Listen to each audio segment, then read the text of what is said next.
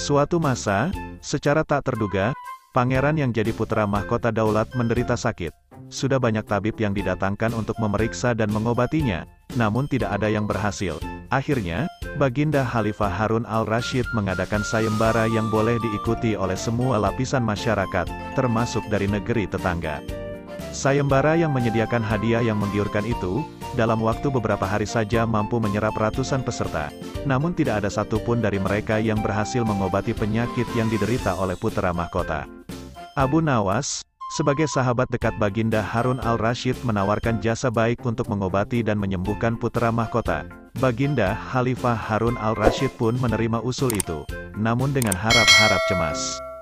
Abu Nawas pun menyadari kalau dirinya bukan tabib, karena itu Abu Nawas tidak membawa apa-apa peralatan. Para tabib yang ada di istana tercengang melihat Abu Nawas datang tanpa membawa peralatan yang biasa dibawa oleh seorang tabib. Mereka pun berpikir dan meragukan kemampuan Abu Nawas dalam mengobati putra mahkota yang sedang sakit. Mungkin orang seperti Abu Nawas yang bukan tabib mampu mengobati, sedangkan para tabib terkenal yang membawa peralatan serba lengkap saja tidak mampu mengobati penyakit yang diderita oleh putra mahkota. Bahkan mendeteksi penyakitnya saja pun tidak bisa, tanya salah satu tabib yang sejak tadi memperhatikan tingkah laku Abu Nawas. Abu Nawas yang merasa menjadi pusat perhatian tidak begitu memperdulikannya, dan kemudian, Baginda Khalifah Harun al-Rasyid mempersilahkan Abu Nawas masuk bilik putra mahkota yang sedang terbaring sakit. Abu Nawas pun menghampiri pangeran putra mahkota dan duduk di sampingnya. Cukup lama, Abu Nawas dan putra mahkota saling berpandangan dan memperhatikan, mereka seperti orang yang tidak pernah kenal sama sekali. Tidak ada kata-kata yang keluar dari insan yang berpandangan lantaran keheranan. Kemudian Abu Nawas keluar dari bilik itu dan menuju tempat duduk Baginda.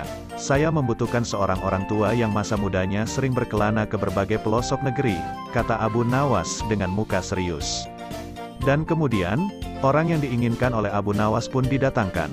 Orang itu sudah malang melintang sebagai seorang pengelana. Abu Nawas sesaat memandangi lelaki itu seperti seorang polisi yang menginterogasi seorang penjahat. Kemudian Abu Nawas mengajak orang itu masuk ke dalam bilik putra mahkota. Tolong sebutkan satu persatu nama-nama desa di daerah selatan, pinta Abu Nawas. Ketika orang tua itu menyebutkan nama-nama desa di daerah selatan, Abu Nawas menempelkan telinganya ke dada sang putra mahkota. Lalu Abu Nawas memerintahkan lelaki itu agar menyebutkan nama-nama desa di bagian utara, timur, dan barat. Ketika disebutkan sebuah desa di bagian utara, degup jantung pangeran berdegup agak keras, setelah semua bagian negeri disebutkan. Abu Nawas memohon izin untuk mengunjungi sebuah desa di sebelah utara. Baginda Khalifah Harun al-Rasyid merasa heran dengan tingkah laku Abu Nawas yang tidak bisa diperagakan oleh seorang tabib, aneh dan mengherankan. Engkau diundang ke sini bukan untuk bertamasya, kata Baginda Khalifah. Hamba tidak bermaksud berlibur paduka, jawab Abu Nawas. Tetapi aku tidak mengerti maksudmu wahai Abu Nawas. Maafkan hamba paduka, kurang bijaksana rasanya bila hamba menjelaskannya sekarang, kata Abu Nawas. Akhirnya, Khalifah Harun al-Rasyid mengizinkan Abu Nawas pergi selama 2 hari. Dan sekembalinya dari desa itu, Abu Nawas langsung menemui pangeran putra mahkota dan membisikkan sesuatu. Lalu menempelkan telinganya ke dada putra mahkota. Setelah itu Abu Nawas mengangguk-angguk. Oh, dugaanku tidak salah. Kemudian Abu Nawas keluar dari bilik putra mahkota dengan wajah yang berseri-seri penuh keyakinan menemui Baginda. Apakah Yang Mulia masih menginginkan putra mahkota hidup? Tanya Abu Nawas. Apa maksudmu wahai Abu Nawas? Kamu jangan gila, jawab Baginda. Sabar paduka. Jangan marah, sebab putra mahkota terserang penyakit TBC. Penyakit apa itu? Tanya Baginda lagi. Tekanan batin cinta, wahai paduka. Kamu jangan main-main wahai Abu Nawas. Maaf paduka, pangeran mahkota sedang jatuh cinta pada seorang gadis desa di sebelah utara negeri ini, jawab Abu Nawas. Lalu bagaimana kamu bisa tahu wahai Abu Nawas? Ketika salah satu nama desa di bagian utara disebutkan, tiba-tiba degup jantungnya bertambah cepat, sedangkan putra mahkota tidak berani mengutarakannya.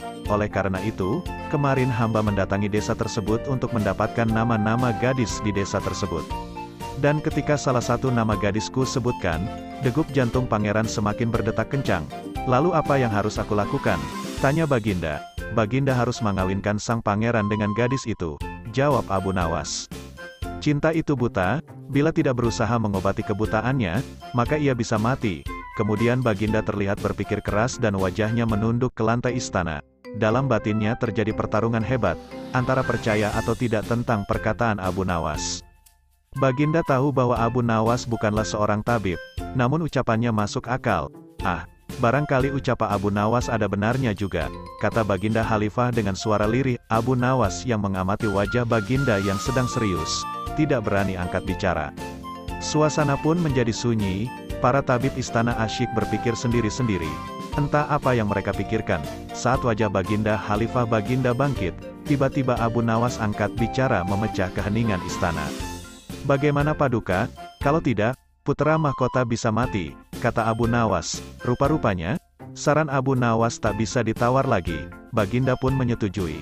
Begitu disetujui, maka menikahlah sang pangeran dengan gadis itu, dan kesehatan pangeran berangsur-angsur pulih. Baginda merasa sangat senang atas kesembuhan putra mahkota.